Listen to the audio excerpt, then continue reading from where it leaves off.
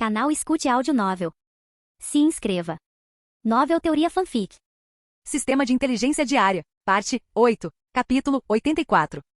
Vou me casar? O Duque Calvino sentou-se à sua escrivaninha, pousou a caneta e teve diante de si uma carta recém-escrita. Ele finalmente tomou sua decisão, concordando com a aliança matrimonial. Não houve reunião familiar, nem encontro com outros membros da família para discutir o assunto. Para questões como essa, ele podia decidir sozinho. Se o patriarca de uma família tivesse que consultar outros sobre assuntos tão triviais, que tipo de duque seria ele? Quanto às partes envolvidas, Louis e Emily Edmond, a terceira filha da família Edmond, seus desejos eram irrelevantes. Nesse antigo império, nessa sociedade aristocrática que valorizava a linhagem e a honra, os casamentos dos filhos sempre foram moeda de troca para a família negociar e traçar estratégias. Amor, essa foi uma história inventada por poetas. Um casamento aristocrático era, antes de tudo, responsabilidade, obrigação, aliança, troca de interesses e consolidação de status. Se alguém desfrutava dos recursos e do prestígio que acompanhavam seu status, naturalmente tinha que pagar o preço correspondente. É claro que mesmo se fosse aceito, isso não significava que o casamento aconteceria imediatamente. Ainda havia muitos assuntos subsequentes a serem discutidos. Nenhum casamento aristocrático era simples. O que ele precisava fazer agora era enviar uma resposta.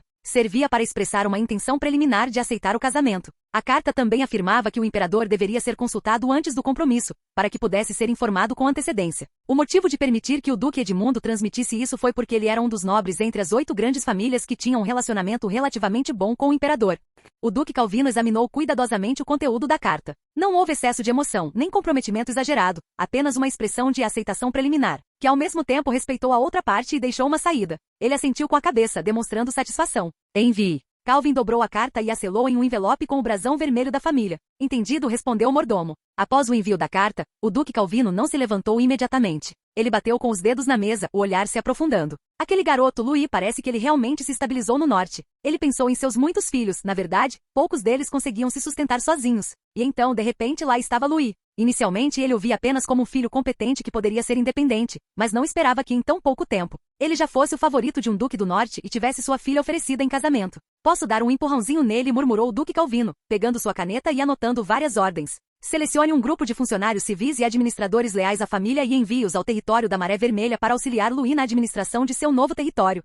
Distribua um lote de suprimentos para apoiar o norte, priorizando alimentos, roupas de algodão e materiais medicinais resistentes ao frio para o inverno. Envie 10 cavaleiros de elite, 30 cavaleiros formais e 100 cavaleiros aprendizes para reforçar o poderio militar de Louis. Dentro da hierarquia familiar, eleve Louis do nível 5 de autoridade para o nível 2 de autoridade, aumentando significativamente os recursos que ele pode mobilizar, e nomear formalmente Louis Calvino como representante da família Calvino no norte, concedendo-lhe autoridade para representar a família Calvino naquela região. Após escrever, entregou os papéis ao mordomo. Organize estes também. Sim, senhor. Louis acordou em sua cama na barraca, com a luz do sol entrando pelas frestas e atingindo seu rosto, e esfregou os olhos. Após o banquete de alguns dias atrás, ele não permaneceu muito tempo na cidade da Alabarda de Gelo. Ele havia bebido no banquete pós-guerra, recebido suas recompensas e cumprido todas as formalidades necessárias. Agora era a hora de retornar ao território da Maré Vermelha para continuar lidando com uma série de novos problemas. É claro que a primeira coisa que Louis fez ao acordar foi abrir o sistema diário de inteligência. A tela azul clara do sistema apareceu diante de seus olhos. Ele deu uma olhada rápida e no segundo seguinte, quase se sentou ereto na cama. O Duque Calvino aceita a proposta do Duque Edmundo para o casamento entre Louis Calvino e Emily Edmond ou? Ele encarou aquela informação por 3 segundos inteiros.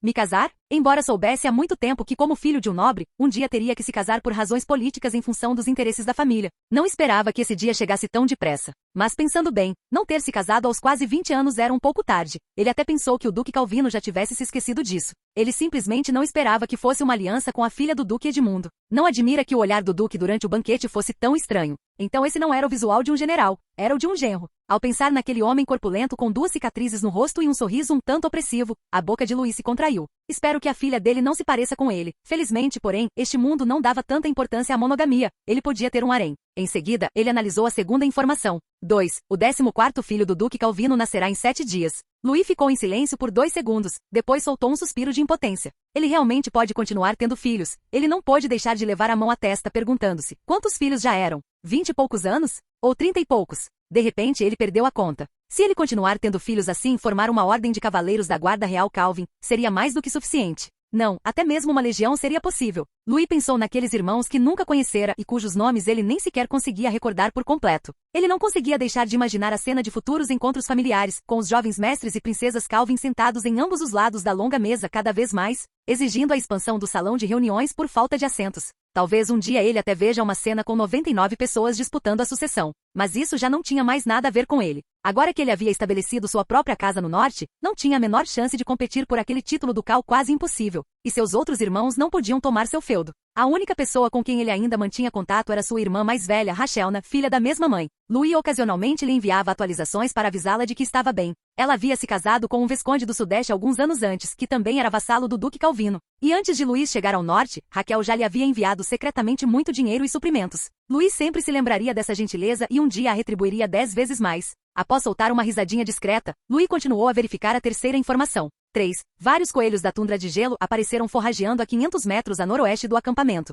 Ele congelou, então seus olhos se arregalaram repentinamente e ele saltou da cama. Coelhos da tundra juba de gelo, esses eram um dos animais mágicos mais esquivos do deserto do norte. Pequenos em tamanho, mas seus movimentos eram ágeis como o vento, silenciosos como o ar parado. Mais importante ainda, 3 raros frutos de musgo de gelo cresceriam em suas costas. Esses eram suplementos de combate extremamente raros. Fervê-los e ingeri-los podia melhorar diretamente o espírito de luta de um cavaleiro. Para Louis, que estava a apenas um passo de se tornar um cavaleiro do pico, foi como receber carvão em meio à neve. Sem hesitar, ele vestiu sua capa e convocou alguns cavaleiros. Vamos caçar. Caçar tão cedo pela manhã? Os cavaleiros estavam confusos. No entanto, esses cavaleiros passaram a seguir as ordens de Louis incondicionalmente. Então, imediatamente montaram em seus cavalos e galoparam com Louis em direção ao noroeste. Capítulo 85. Coelho da tundra Frostmane. O ar do início do outono nas regiões mais ao norte trazia um aroma seco e frio, e os arbustos baixos e a grama amarelada balançavam suavemente ao vento enquanto vários cavalos de guerra galopavam rapidamente. Para criaturas mágicas como o coelho da tundra Frostmane, que não são muito agressivas, mas extremamente rápidas, a presença de muitas pessoas pode facilmente assustá-las. Portanto, Louis trouxe apenas 7 cavaleiros para esta caçada. Uma distância de 5.000 metros era apenas uma curta jornada de poucos minutos para esses cavaleiros. Em pouco tempo, todos, liderados por Louis, chegaram ao local indicado pela inteligência. Há criaturas mágicas ali. O cavaleiro de elite bem à frente parou de repente, sussurrando um aviso. Pelagem marrom acinzentada, frutos azul acinzentados. É um coelho da tundra crina gélida, pelo menos 3 deles. Ao ouvir isso, Louis imediatamente acenou com a mão. Pare. Imediatamente todos puxaram as rédeas de seus cavalos, conduziram seus cavalos de guerra para os arbustos próximos, amarraram-nos e, em seguida, desmontaram silenciosamente. Não faça barulho, sussurrou Louis. Esses coelhos têm uma audição extremamente apurada. Assim, os 7 cavaleiros avançaram com passos firmes e silenciosos de leopardos, chegando rapidamente à retaguarda de uma formação rochosa mais alta. Louis agachou-se, colocou a mão sobre uma pedra e olhou através de uma abertura para a distância. Ali, em meio a um trecho de ervas daninhas não murchas nas colinas, 3 coelhos da tundra de geada, de cor cinza acastanhada, forrageavam cautelosamente. Suas orelhas curtas estavam eretas, suas patas traseiras levemente levantadas do chão, e seus membros cobertos por grossas almofadas plantares, permitindo que se movessem silenciosamente sobre a terra seca e dura. O que mais chamava a atenção eram os 3 cachos de frutos de musgo de gelo pendurados em seus espinhos, emitindo um leve brilho azul acinzentado e tremendo suavemente sob o sol do início do outono. Coelhos adultos com frutas, disse Louis, baixando a voz e com um brilho de entusiasmo nos olhos. Graças à generosidade da natureza, o fruto do musgo de gelo podia aprimorar o kit de batalha de um cavaleiro, e para ele, que estava prestes a alcançar um grande avanço, era nada menos que uma oportunidade enviada pelos céus. No entanto, a vigilância do coelho da tundra Frostmane era muito maior do que a dos animais selvagens comuns. Eles nunca se moviam em linha reta, preferindo sempre deslocar-se lentamente contra o vento para pressentir o perigo com antecedência. Eles também sempre evitavam áreas expostas à luz solar direta, escondendo-se nas sombras esparsas da grama e atrás de rochas.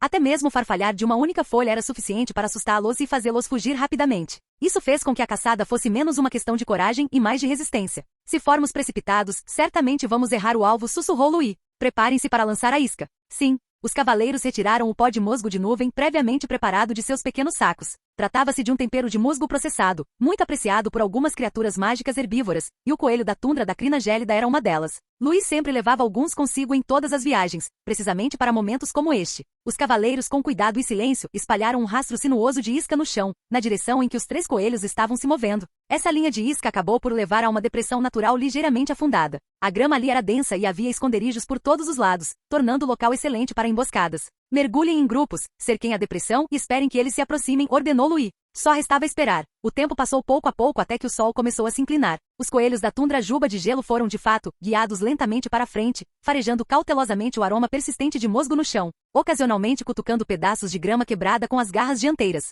Eles finalmente estão se movimentando. Preparem-se, os olhos de Louis brilharam. 3, 2, 1, agora. Redes de caça foram lançadas rapidamente de todas as direções, bloqueando a rota de fuga dos coelhos. Logo em seguida, várias agulhas prateadas brilharam, cravando-se nas espinhas dos coelhos. Inicialmente, essas presas tentaram lutar e pular, mas o líquido entorpecente fez efeito rapidamente, fazendo com que seus corpos ficassem moles e caíssem no chão. Todos capturados. Luís suspirou aliviado. Embora tenha levado um pouco mais de tempo, a recompensa definitivamente valeu a pena. 3 coelhos da tundra juba de gelo e 9 cachos de frutos de musgo de gelo. Louis deu um passo à frente, seu olhar pousando sobre os frutos de musgo azul acinzentado que repousavam nas costas dos coelhos. A fruta parecia uma espécie de baga formada pela geada, com uma cor quase como a de cristais de gelo, com uma leve camada branca de gelo flutuando em sua superfície. Mas na realidade estava ligado à carne e ao sangue, claramente não a uma estrutura vegetal, mas a um produto da energia interna única da besta mágica. Dizem que é uma fruta, mas na verdade é mais como crescimento de carne. Ele estendeu a mão e tocou em um dos aglomerados. Estava frio e elástico, como se contivesse alguma força pulsante e tênue.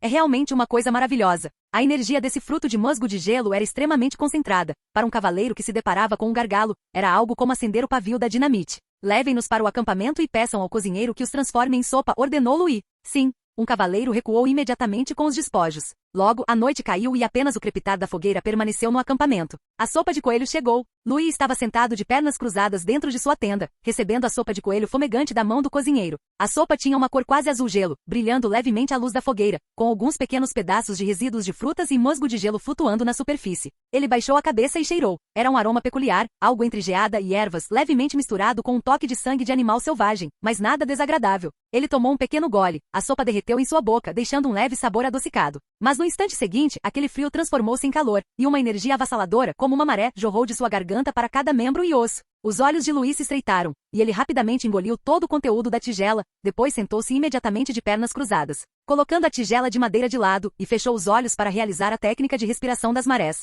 Nesse instante, a energia de batalha dentro dele era impulsionada por uma maré, expandindo-se constantemente, impulsionando-se e golpeando contra o último portão que o impedia de se tornar um cavaleiro de elite. Uma onda, 2 ondas, 3 ondas. A energia dentro de seu corpo tornou-se cada vez mais intensa, seus ossos emitiram um leve tremor e seus músculos pulsaram como se estivessem em chamas. De repente, um portão invisível foi violentamente arrombado. Bum! A energia vital de batalha dentro de seu corpo irrompeu como uma enchente rompendo uma represa, jorrando de seu dantian e percorrendo descontroladamente os meridianos por todo o seu corpo. Avanço. Cavaleiro de elite elementar. Louis abriu os olhos, exalando lentamente um suspiro de ar branco, sua respiração finalmente se estabilizando. O suor encharcou suas roupas, e ele sentiu como se tivesse sido lavado, renovado de dentro para fora. E a energia dentro de seu corpo tornou-se ainda mais sólida, com tênues ondulações de ki de batalha aparecendo na superfície de sua pele. Finalmente consegui! Então este é o mundo de um cavaleiro de elite. Foi uma sensação de leveza extremamente indescritível. Louis sentiu como se tivesse se livrado de um fardo pesado. Até mesmo sua respiração ficou mais tranquila. Antigamente, ao circular o ki de batalha, ele sempre precisava combinar concentração, direcionamento e expiração em uma única etapa para manter o ciclo.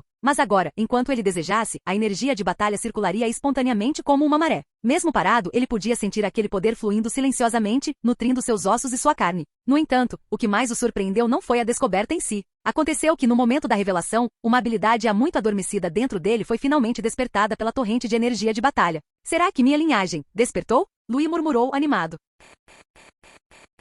Capítulo 86. Talento de sangue. Trajetória. Talentos de linhagem não são algo que todo cavaleiro possui. Na verdade, a maioria dos cavaleiros nunca desperta um talento de linhagem em toda a sua vida, nem sequer demonstra qualquer sinal disso. Mas um número muito pequeno de indivíduos sortudos desperta seu talento de linhagem no momento em que se tornam cavaleiros aprendizes. Não pode ser acumulado através de treinamento árduo como o cultivo da aura. É puramente um produto do talento, e até mesmo, carrega um toque de destino. E Lord Louis finalmente acolheu seu despertar hoje. O talento de linhagem sanguínea que ele ativou se chama trajetória. Sua habilidade mais básica é prever brevemente a trajetória de movimento de um alvo em até 2 segundos, consumindo aura e concentrando a atenção. Além disso, existe um efeito passivo. Ao se deparar com um perigo fatal, uma leve premonição de aviso será desencadeada. À primeira vista, essa habilidade não parece notável. 2 segundos? O que isso pode resolver? Mas no instante decisivo de um duelo de cavaleiros, 1 ou 2 segundos de iniciativa podem representar a diferença entre a vida e a morte. Contra um oponente de nível comparável, até mesmo um momento de hesitação pode ser uma falha fatal. Além disso, os talentos de linhagem não são estáticos.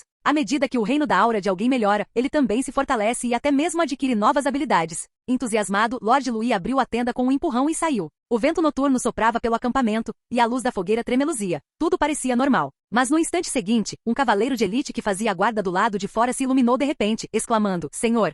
O senhor conseguiu romper as defesas? Com essa exclamação, aplausos irromperam quase instantaneamente. O senhor abriu caminho. Que maravilha! Parabéns, Lord Louis. Os cavaleiros que estavam patrulhando e de guarda se reuniram, com os rostos repletos de alegria genuína. Eles nunca deixaram de respeitar os fortes, mas mais do que a força, foram tocados desde o início, pela natureza calma, decisiva e generosa de Lord Louis. Nos momentos mais difíceis, foi este jovem lord quem os conduziu através do deserto, estabeleceu uma posição no norte, matou os jurados da neve em batalhas noturnas e conquistou a vitória na Cordilheira Pena de Jade. Eles já estavam 99,9% satisfeitos com esse jovem lord. Os 0,01% restantes eram apenas um lamento pelo fato de seu cultivo estar um pouco atrasado. Mas agora, até mesmo esse pequeno arrependimento está sendo aos poucos superado. Se ele continuar nesse ritmo, não será um sonho para o lord se tornar um cavaleiro lendário. Ha ha ha ha ha. Após os aplausos cessarem, Lord Louis falou de repente, quero testar minha força. Ele examinou a multidão e finalmente apontou para um cavaleiro de elite alto e de nível intermediário. Você venha treinar comigo. Este era um cavaleiro de elite experiente em batalha, cuja força era constante e aura profunda. Além disso, ele era um posto inferior completo acima do recém-promovido Lord Louis. Instantaneamente, tudo ficou em silêncio, e os outros cavaleiros se entreolharam, com expressões que indicavam que isso não é bom. Senhor, uma diferença de um único posto não é motivo de riso. Se Frio atacar com muita força. O próprio Frio estava extremamente nervoso, com o rosto um pouco pálido, gaguejando. Senhor, que tal? Irmos com calma. Se você se mantiver firme, a voz de Lord Louis de repente baixou meio tom. Eu o expulsarei do território da Maré Vermelha. Ao perceberem que Lord Louis não estava brincando, o acampamento se acalmou. Entendido. Frio engoliu em seco e assentiu com a cabeça. Assim teve início oficialmente um duelo com uma real disparidade de forças. A espada longa de Lord Louis foi desembainhada, uma aura vermelha rodopiando ao redor da lâmina como a luz de uma fogueira, sibilando suavemente. Frio também desembainhou sua espada da mesma forma que a aura carmesim. Ambos eram cavaleiros da família Calvin. Embora seus métodos de cultivo de aura diferissem ligeiramente, eles eram da mesma linhagem, tornando suas auras notavelmente semelhantes. As lâminas se chocaram, faíscas voaram. Lord Louis não se apressou em usar seu talento de linhagem, querendo avaliar sua força atual. Inicialmente confiando puramente em seus reflexos ágeis e em seu espírito de luta recém-descoberto, ele foi capaz de trocar golpes de igual para igual com Frio. Mas com o passar do tempo, a diferença foi aumentando gradualmente. Afinal, Frio era um cavaleiro de elite intermediário, veterano de batalha. Sua aura era mais profunda e seu controle do ritmo da batalha mais preciso. Após algumas movimentações, a pressão sobre Lord Louis aumentou como uma maré, e ele gradualmente começou a ter dificuldades. Embora ainda conseguisse aparar os golpes com dificuldade, o balanço do seu corpo e a respiração irregular após cada bloqueio já o denunciavam. A diferença ainda é muito grande. Frio, já chega. Os cavaleiros ao redor começaram a suar frio, prendendo a respiração instintivamente, com medo de que sua respiração perturbasse Lord Louis. Alguns já trocavam olhares discretamente. Que tal o Frio fingir que perdeu por pouco? Só um pouquinho de atuação. Mas nesse instante, o olhar de Lord Louis mudou repentinamente. Talento de linhagem, trajetória, ativado. Naquele instante, na visão de Lord Louis, o tempo pareceu parar por um momento. Ele percebeu que no segundo seguinte, o ombro de Frio cederia ligeiramente, fazendo com que sua espada longa desferisse um golpe diagonal para baixo. Eu vejo. Lord Louis moveu-se como o vento, sua espada carregando uma aura leve rompendo o ar, cortando diretamente aquela brecha momentânea. Dengue. Esse era o som de metal colidindo. A espada longa que Frio tinha na mão foi arrancada de seu lugar, e ele próprio deu 2 passos para trás antes de se recompor. Todo o acampamento ficou em silêncio por 3 segundos. Os olhos de todos se arregalaram, seus rostos expressando a pergunta: o que acabou de acontecer? Num segundo ele o estava subjugando, no segundo seguinte, como foi que ele caiu? O que foi isso agora há pouco? Não vi nenhuma abertura. Rápido demais, é quase como se ele soubesse o que a outra pessoa ia fazer. Até mesmo Frio parecia perplexo. Ele olhou para o cabo vazio da espada em sua mão e em seguida para Lord Louis, que permanecia imóvel não muito longe dali. Após um instante, ele se recompôs, esboçando um sorriso irônico. Estou convencido de que o senhor está verdadeiramente, profundamente oculto. Lord Louis permaneceu imóvel, expirando lentamente, olhando para a mão que segurava a espada. Sua boca de tigre estava um pouco dormente e seu peito subia e descia continuamente. Ele não se deixou levar por essa vitória. Embora a explosão de poder de agora tenha sido emocionante, rápida, precisa e implacável. Mas o custo também era significativo. Ativar a trajetória exigia uma concentração extremamente alta e consumia aura continuamente. De fato, os talentos de linhagem não devem ser usados de forma descuidada. Lambert saiu da multidão com as sobrancelhas ligeiramente franzidas. Ele era o cavaleiro guardião de Lord Louis e o ensinava habilidades de combate desde que Lord Louis era criança. Pode-se dizer que Lord Louis se ergueu por mérito próprio, mas esse combate de treino o deixou um tanto confuso. O estilo de ataque de Lord Louis era uma rotina que ele conhecia muito bem, mas aquele contra-ataque surpresa momentâneo agora há pouco superou completamente as suas expectativas. Aquilo não era algo que se pudesse alcançar apenas com habilidade. Ele caminhou até ficar em frente a Lord Louis e perguntou em voz baixa: Lord, como o senhor fez isso agora há pouco? Lord Louis não hesitou em responder, baixando a voz: despertei meu talento ancestral. Ah? Lambert ficou estupefato. Capítulo 87. Território da Maré Vermelha, seu senhor está de volta. Despertei o talento que herdei da minha família.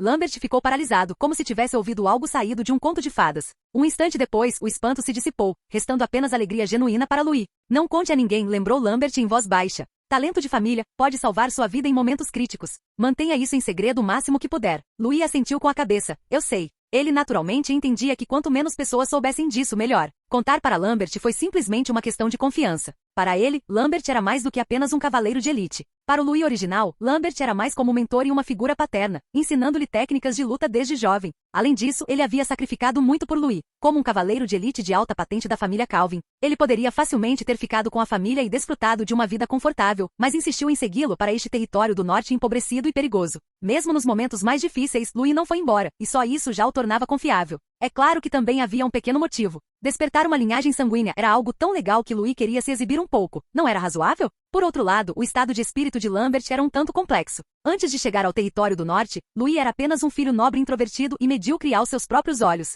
Para ser honesto, Lambert também não tinha muita esperança nele. Quando seguiu até o território do norte naquela época, ele simplesmente queria proteger a vida daquela criança que vira crescer e evitar que a família Calvin fosse envergonhada. Mas o que ele não esperava era que o jovem mestre que costumava sonhar acordado num canto do campo de treinamento tivesse, nesta terra devastada pela guerra, alçado voo como um dragão adentrando o mar. Ele não apenas administrou o território meticulosamente, como também foi capaz de liderar tropas para derrotar inimigos, conquistar corações e se tornar um verdadeiro lorde em todos os sentidos da palavra. Agora, ele havia até mesmo despertado o talento herdado de sua linhagem sanguínea. Lambert estava muito feliz, genuinamente orgulhoso de Louis. Mas no fundo, uma leve sensação de estranheza não pôde deixar de surgir. Ah, certo. Louis pareceu se lembrar de algo de repente, virando-se para Lambert com um sorriso. Hoje, cacei 3 coelhos da tundra Frostmoney. Comi um, e foi o suficiente para eu conseguir terminar o exercício. Você está preso no limiar de um cavaleiro de elite de alto escalão há quase 5 anos, não é? Louis disse com leveza. Pegue um e coma-o. Os olhos de Lambert se arregalaram e por um instante ele ficou sem palavras. Preso num impasse por tanto tempo, não era que ele não tivesse pensado em recorrer a recursos externos para superá-lo. Mas, dada a raridade e o valor inestimável do coelho da tundra Frostmoney, ele nem sequer ousaria sonhar com isso. Ele se ajoelhou de repente com os olhos vermelhos. Obrigado, Lord Louis. Louis suspirou, estendendo a mão para ajudá-lo a se levantar. Por que você ainda é tão educado comigo? Naquela noite, Lambert bebeu silenciosamente a tigela de sopa de coelho. A energia de batalha pulsava e fervilhava em seu corpo. Sua linhagem sanguínea vibrava, rugindo como um trovão. Por fim, um rosnado baixo foi suprimido de sua garganta. O gargalo que permanecia inalterado há 5 anos finalmente se rompeu neste momento. Lambert foi promovido a Cavaleiro Transcendente. Ele também foi o primeiro Cavaleiro Transcendente do território da Maré Vermelha. Se Louis tivesse um dedo de ouro que lhe permitisse ver os painéis de atributos, ele veria que a lealdade de Lambert já estava no máximo. No caminho de volta, embora tenha havido alguns outros ganhos, nenhum recurso raro como o coelho da tundra Frostmoney apareceu novamente. Assim, a equipe não perdeu mais tempo e partiu diretamente de volta para o território afetado pela Maré Vermelha. Nesse momento, o território da Maré Vermelha já fervilhava como uma maré. Ao saberem que seu senhor não apenas sobrevivera, mas também alcançara feitos militares gloriosos, todo o território ficou abalado. A cidade chegou até mesmo a dar um dia de folga para todos, pela primeira vez. O povo se reuniu espontaneamente no portão da cidade e ao longo dos 2 lados da estrada principal, e todo o território parecia tão animado quanto uma festa. Todos estavam com o rosto cheio de expectativa, mas também com certa inquietação. Eles temiam que se esse jovem lorde morresse ou ficasse incapacitado, esta terra provavelmente retornaria àqueles dias sombrios de frio, fome e dependência de terceiros. Então eles esperaram, tiveram esperança e até demonstraram um traço de devoção como os crentes. Até este momento ele estava presente. Louis, montado a cavalo, vestia um robe militar vermelho e preto, e sua figura era alta e ereta. A multidão foi inicialmente envolvida por um silêncio sepulcral. Imediatamente depois, irromperam aplausos estrondosos. É o nosso Lord Louis. Ele voltou. Nosso sol voltou. É ele. É ele. Nosso Senhor heróico. O clamor era ensurdecedor. Eles estavam tão emocionados que lágrimas brotaram em seus olhos, alguns até juntaram as mãos e se ajoelharam no chão. As crianças sentavam-se nos ombros dos pais, acenando com tiras de tecido com bordas vermelhas. O velho mordomo Bradley emergiu da multidão, seus cabelos brancos, mas seus passos firmes, seus olhos ligeiramente vermelhos de excitação. Bem-vindo de volta, Lord Louis, disse ele em voz baixa, incapaz de conter a alegria. Ele também temia que Louis perecesse no campo de batalha. Quando o relatório da batalha chegou ao território da Maré Vermelha, ele ficou um tanto incrédulo, pois era glorioso demais. Quando chegou pela primeira vez ao território da Maré Vermelha, ele sentiu que um dia esse jovem iria prosperar, mas não esperava que esse dia chegasse tão rápido. Louis desmontou e abriu os braços, abraçando gentilmente. Você trabalhou muito, Bradley, disse Louis suavemente, e estou de volta. Bradley respirou fundo, com os olhos ligeiramente vermelhos. Que bom que você voltou. Que bom que você voltou, Lord Louis. Após uma breve troca de cumprimentos, Louis retornou ao seu cavalo, e Bradley conduziu o animal pessoalmente, acompanhando-o durante todo o percurso. Conforme Louis avançava em direção à área residencial do território da Maré Vermelha, os aplausos de ambos os lados da rua ficavam cada vez mais altos. Pétalas foram atiradas dos telhados, espalhando-se como chuva no caminho que Louis seguia. O povo do território da Maré Vermelha estava recebendo seu herói da maneira mais devota. Vairil estava na multidão, olhando atentamente para a figura radiante montada no cavalo alto. Esse era Lord Louis, o homem que ele queria seguir por toda a vida, e ele estava trabalhando duro para alcançar esse objetivo. Há 2 meses ele era apenas um garotinho desajeitado que era alvo de chacotas por não conseguir nem mesmo segurar uma espada direito no campo de treinamento. E agora ele já era um cavaleiro aprendiz de alta patente. O cavaleiro formal que o ensinou ficou chocado. Entre os cavaleiros que já ensinei, ninguém foi tão talentoso quanto você nem tão diligente. Vairil simplesmente sorriu e continuou a praticar com a espada, pois tinha um objetivo claro. Um dia, murmurou Vairil baixinho, sua voz abafada pelos aplausos da multidão. Eu também vestirei o manto vermelho e preto de cavaleiro e me tornarei um cavaleiro ao lado de Lord Louis. Louis desmontou lentamente no centro da cidade, observando os fervorosos moradores do território ao seu redor. Ele ergueu a mão e pressionou para baixo, sinalizando para que todos ficassem em silêncio. E a multidão, que antes fervilhava de animação, acalmou-se em poucos instantes. Território da Maré Vermelha, seu senhor retornou. Sem precisar de um longo discurso, a simples frase de Louis fez com que toda a cidade entrasse em erupção como um vulcão. Aplausos, vivas, gritos e urros se entrelaçavam, varrendo o local como ondas, uma após a outra. Lord Louis, bem-vindo de volta.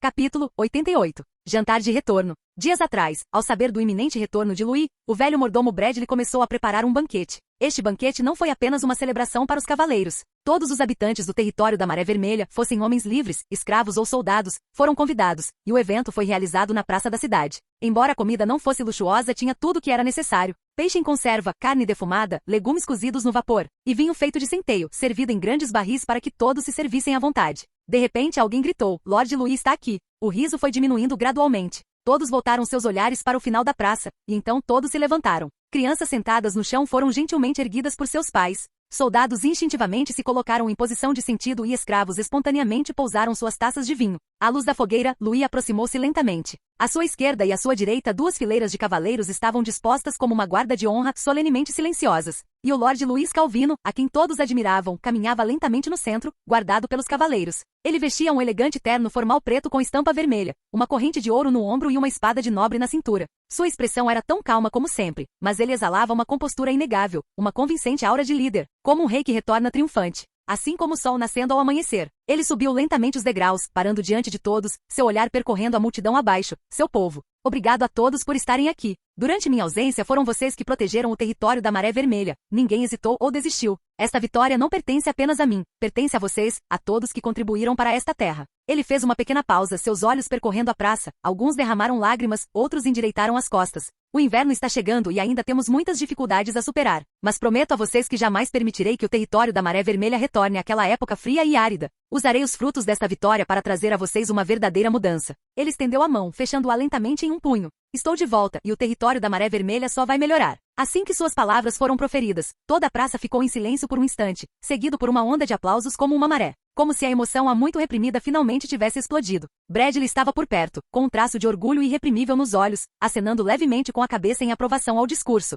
Louis ergueu lentamente a mão, permitindo que os aplausos abaixo diminuíssem gradualmente. Então, em tom pausado, ele disse, há pessoas que são meramente escravas, mas que deram uma contribuição indelével para o desenvolvimento do território da Maré Vermelha com seu sangue e suor. Ele fez uma pausa com um tom firme. Eu, Louis Calvino, declaro que as seguintes 200 pessoas serão libertadas da escravidão a partir de hoje. Suas palavras deixaram toda a multidão atônita. Então Bradley deu um passo à frente, desenrolou uma lista e começou a ler os nomes um por um. Isaac Marlene Balson. Um escravo de meia-idade ouviu seu nome, ficou paralisado por um instante e depois caiu de joelhos, com lágrimas escorrendo pelo rosto. Obrigado, Lord Louis, pela minha liberdade. Cada vez mais nomes eram chamados, e cada vez mais pessoas se ajoelhavam, chorando amargamente. Será que eu sou verdadeiramente livre? Pensei que nunca viveria para ver este dia. Trabalhei duro todos os dias pescando, sabendo que um dia chegaria a minha vez, e hoje finalmente aconteceu. O território da Maré Vermelha libertava alguns escravos todos os meses. Isso não era incomum. Mas quando esse momento realmente chegou para eles, o choque foi indescritível. A maioria dos outros escravos cujos nomes não foram chamados parecia desanimada, baixando a cabeça em silêncio. Infelizmente, desta vez também não fui eu. Tudo bem, a território da Maré Vermelha liberta pessoas todos os meses, talvez seja a sua vez da próxima vez. Haverá outra oportunidade, contanto que continuemos trabalhando duro, um dia também poderemos nos tornar homens livres. Mas não havia ressentimento em seus olhos, em vez disso, eles se consolavam mutuamente, pois o número de escravos no território da Maré Vermelha estava diminuindo constantemente. Além disso, ser escravo aqui era muito melhor do que ser um homem livre em outros lugares. Muitos deles já haviam sido homens livres em outros territórios, mas foram vendidos como escravos e trazidos para cá. Todos eles sabiam em seus corações o quão benevolentes eram aquela terra e seu senhor. Alguns homens livres também aplaudiram espontaneamente, muitos com olhares de satisfação nos olhos. Ele trabalhava comigo nos campos, disse um homem alto e magro de meia idade para a pessoa ao seu lado. Ele trabalha rápido e é diligente. Eu sabia que ele se tornaria um homem livre. Sim, concordou a outra pessoa com um aceno de cabeça, todos nós também viemos da escravidão. O olhar de Luís percorreu a multidão abaixo. Muitos escravos ainda estavam ajoelhados, com lágrimas escorrendo incontrolavelmente. Sua voz não era alta, mas claramente alcançou todos os cantos. Maré Vermelha não esquecerá seus nomes. Os anunciados hoje são exemplos para todos os escravos. Mas isso não significa o fim. Enquanto você estiver disposto a contribuir para esta terra, um dia você também conquistará a liberdade. Então ele fez uma pausa, seu tom mudando para um de solenidade. E agora é hora de agradecer a outro grupo de pessoas, aqueles cavaleiros que lutaram, guardaram e sangraram pelo território da Maré Vermelha. Quer tenham lutado na linha de frente ou tenham ficado para trás para defender o território da Maré Vermelha. É graças à sua lealdade e coragem que esta terra e o norte permanecem seguros e protegidos. Sua glória é digna de ser lembrada por todo o território. Agora, eu pessoalmente lhe concederei suas honras e recompensas. Então, um suave rufar de tambores soou, e Bradley desenrolou um pergaminho, anunciando em voz alta o nome do primeiro cavaleiro. Seymour Bell participou da batalha principal na crista da Pena de Jade e matou 7 inimigos. Avance para receber sua recompensa. O cavaleiro Seymour caminhou firmemente até a plataforma elevada e ajoelhou-se sobre um joelho. Pela sua coragem e lealdade, Luís pessoalmente prendeu em seu peito um emblema da Maré Vermelha, confeccionado antecipadamente por artesãos. Serviu-lhe uma xícara de cerveja e então anunciou sua recompensa. Seymour, com as mãos trêmulas, pegou a xícara e bebeu tudo de um só gole, com os olhos avermelhados. Estou disposto a morrer pelo território da Maré Vermelha. Disposto a morrer por Lord Louis. Depois veio o segundo, o terceiro. Cavaleiros, tantos renomados por suas conquistas quanto por seus méritos defensivos, foram chamados à frente um a um. Alguns tremiam incontrolavelmente ao receberem sacos de moedas de ouro reluzentes, outros desembainhavam espadas longas requintadas para examiná-las de perto. Vários deles até receberam mini-feudos ou direitos de administração de senhorios, acompanhados de documentos simbólicos de concessão de terras. Você será o zelador daquela terra. Governe-a em meu nome, disse Louis. Ao ouvirem essas palavras, aqueles poucos imediatamente se ajoelharam, inclinando profundamente a cabeça. Juramos morrer a trair a confiança de Lord Louis. Os aplausos irromperam em ondas, inundando a praça como uma maré. Vymil estava no fundo da multidão, com as bochechas coradas pela luz da fogueira. Ele não se mexeu nem aplaudiu, simplesmente ficou olhando para as fileiras de cavaleiros recebendo suas recompensas. Essa era a posição que ele almejava, a glória dos seus sonhos. Eu também ficarei lá, disse o jovem, cerrando os punhos com um brilho intenso nos olhos. Não importa o custo, um dia eu também receberei a homenagem pessoal de Lord Louis. Canal Escute Áudio Novel. Capítulo 89. As regras cruéis da nobreza. Luís ergueu sua taça e exclamou: que comece o banquete. A praça explodiu em alvoroço instantaneamente. Fogueiras crepitavam nos 4 cantos e lanternas coloridas pendiam no alto. Músicos tocavam flautas e violinos em um ritmo animado, e jovens garçonetes dançavam ao som dos tambores. O ar estava repleto do aroma da cerveja artesanal espumosa, do peixe defumado Red Tide, das suculentas pernas de cordeiro assadas e da sopa de ossos de veado com cogumelos silvestres fervilhando em grandes panelas. Soldados riam com canecas erguidas, crianças corriam umas atrás das outras e brincavam. De pé na beira da plataforma elevada, Louis observava tudo em silêncio. Seu olhar suavizou-se um pouco. Este território, que ele vigiava em silêncio, estava lentamente se tornando próspero. Aqueles olhares confiantes, aqueles rostos sorridentes com lágrimas nos olhos por causa da honra. Tudo isso trouxe um leve calor ao coração de Louis. Ele certamente não estava isento de cansaço. Afinal, quanto maior a responsabilidade, maior o suporte. Mas, numa noite como aquela, ele ainda sentia uma genuína sensação de realização. Não se tratava da vaidade superficial de um nobre de alta posição, mas de uma satisfação mais tangível. Louis apertou a taça de vinho na mão e murmurou baixinho para si mesmo: vamos relaxar um pouco esta noite. Após a festa, ainda havia trabalho a ser feito no dia seguinte. Louis sentou-se na cama, esfregando a testa. Essa era uma moradia semi-subterrânea familiar. Embora agora fosse um senhor com um vasto território, ele ainda estava acostumado a viver ali. Seu próprio território, onde ele podia dormir tranquilamente. Ele se espreguiçou, depois abriu casualmente o sistema de inteligência diária, e uma tela de luz translúcida apareceu diante de seus olhos. Atualização diária de inteligência concluída. Perto da Rocha da Águia, na entrada leste do cânion do Vento Límpido, foram descobertos sinais do crescimento da trepadeira garra de águia. Esta planta tem efeitos milagrosos na cicatrização de feridas e pode ser cultivada como erva de campanha. 2. Flutuações mágicas surgiram na extremidade sul da Floresta da Sombra Prateada. Uma pequena quantidade de medula mágica está enterrada nas proximidades. 3. Pequenos rebanhos de cabras das neves estão surgindo na parte central do campo de neve do pastor, adequadas para domesticação e reprodução, com maior produção de leite no inverno. 4. A família Calvin selecionou um grupo de funcionários públicos e administradores leais e estáveis, totalizando mais de 40 pessoas, para auxiliar Louis na gestão das terras. 5. Duque Calvin destinou um lote de suprimentos para apoiar o território da Maré Vermelha, priorizando alimentos, roupas de algodão e medicamentos para o frio em preparação para o inverno. 6. O Duque Calvino designou um grupo de cavaleiros para servir sob o comando de Luís, incluindo 10 cavaleiros de elite, 30 cavaleiros formais e 100 cavaleiros aprendizes. 7. O Duque Calvin elevou a autoridade de recursos familiares de Louis para o nível 2, concedendo-lhe os direitos de agente do norte da família. Há muita informação disponível hoje em dia, e a informação relacionada a recursos naturais está de volta.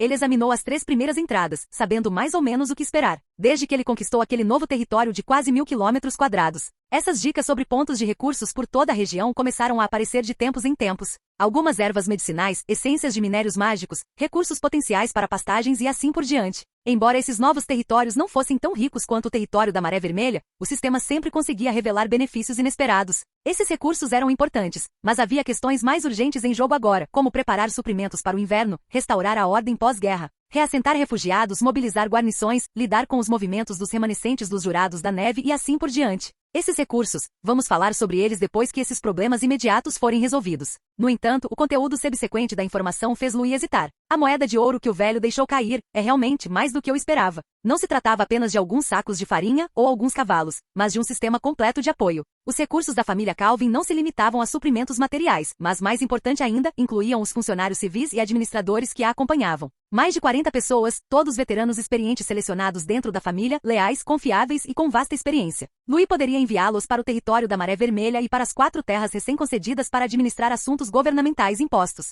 registro de domicílios, coleta de grãos e assim por diante, estabelecendo uma estrutura administrativa adequada. Isso significava que a território da Maré Vermelha não era mais uma operação improvisada. Finalmente, os dias em que a Silco fazia o trabalho de 10 pessoas acabaram para sempre. Ele disse isso, mas, no fundo, sentia certa falta daquele aprendiz de alquimista que, embora aparentemente respeitoso, resmungava por dentro. E esses cavaleiros meritórios que foram investidos ontem, juntamente com esse grupo de funcionários civis, serviriam como pilares civis e militares, assumindo formalmente o controle desta terra à beira da recuperação. Finalmente está começando a aparecer um território de verdade. Louis sozinho não conseguiria administrar um território tão grande. Ele também havia pensado em encaminhar todas as pessoas deslocadas para o território da Maré Vermelha para um desenvolvimento concentrado. Mas os recursos eram muito escassos. Sem o sistema logístico das gerações posteriores, a urbanização em larga escala era simplesmente impossível. Mas agora ele também tinha a possibilidade de desvio e planejamento geral. Além disso, o apoio militar que acompanhava o grupo incluía 10 cavaleiros de elite, 30 cavaleiros formais e 100 cavaleiros aprendizes. Ao adicionar seus próprios cavaleiros, ele já tinha a aparência de uma força militar de um nobre senhor experiente. Poder-se-ia até dizer que mesmo quando comparada com a de alguns viscondes experientes, a sua base não era de forma alguma inferior. E a 7ª informação o deixou em silêncio por um longo tempo, contemplando o que ela representava.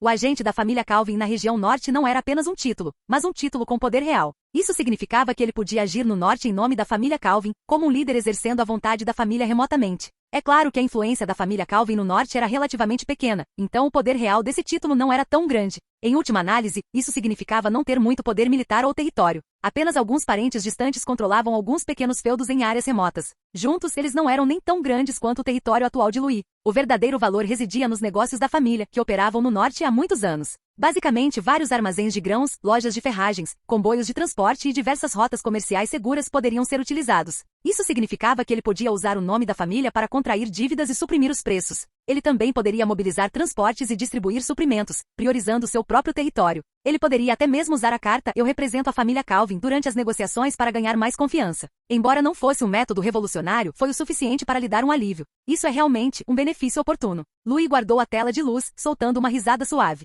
Esses recursos e mão de obra foram uma verdadeira dádiva para Louis em sua situação atual. Seu território era muito novo, muito grande, com muita gente e muito caos. Cada assunto precisava ser resolvido com urgência. E cada pedaço de material poderia salvar vidas. Mesmo que fosse apenas um apoio temporário, poderia sustentá-lo. Portanto, ele estava genuinamente grato ao Duque Calvino. Embora seu pai biológico o tivesse praticamente ignorado quando ele era jovem, chegando a expulsá-lo para o norte, o que era praticamente uma sentença de morte. Mas agora que ele havia superado as dificuldades e alcançado o mérito militar, o apoio foi generosamente demonstrado. Pessoas, dinheiro, prestígio, recursos, tudo fornecido integralmente. Talvez esse fosse o cruel regime da nobreza. Eles não toleram desperdício, mas contanto que você prove ser merecedor, não hesitarão em investir em você.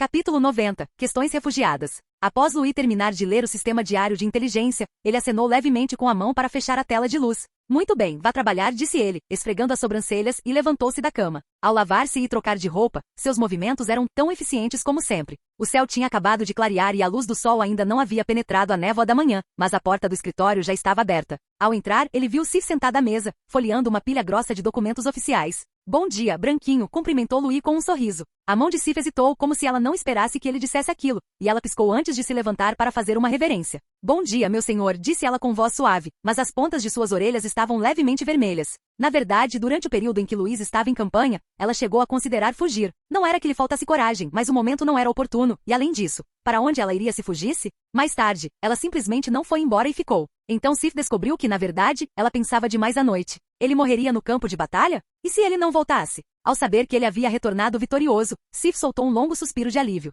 Mas é claro que ela não podia dizer uma coisa dessas. Seria muito estranho. Sif apenas baixou a cabeça, empurrou os documentos organizados para o lado e com seu tom habitual disse: os documentos que você queria ver, eu já os processei. Sua voz não era alta, mas seus movimentos eram muito rápidos. Ela simplesmente não percebeu que a mão que estendeu estava tremendo levemente. Louis não percebeu a pequena normalidade de Sif. Seu olhar recaiu sobre a pilha de documentos, quase tão alta quanto uma pessoa, e ele imediatamente suspirou levemente. Esses eram os materiais que ele havia instruído Sif a organizar antes de retornar ao território, referentes ao território da Maré Vermelha e à situação atual das diversas áreas recém-atribuídas sob seu nome. Ele folheou algumas páginas casualmente e imediatamente uma dor de cabeça o atingiu. Bandidos, escassez de alimentos, preparativos para o inverno, poluição da água de poço. Cada página era um problema. Ele recostou-se na cadeira, ficou em silêncio por um momento e finalmente decidiu começar pelas pessoas deslocadas. Porque diante desse problema, agir mais cedo pode salvar mais vidas. O condado Pico de Neve foi severamente danificado na guerra, grandes áreas de vilarejos foram reduzidas a cinzas, e até mesmo o território da Maré Vermelha foi repetidamente atacado pelos Jurados da Neve,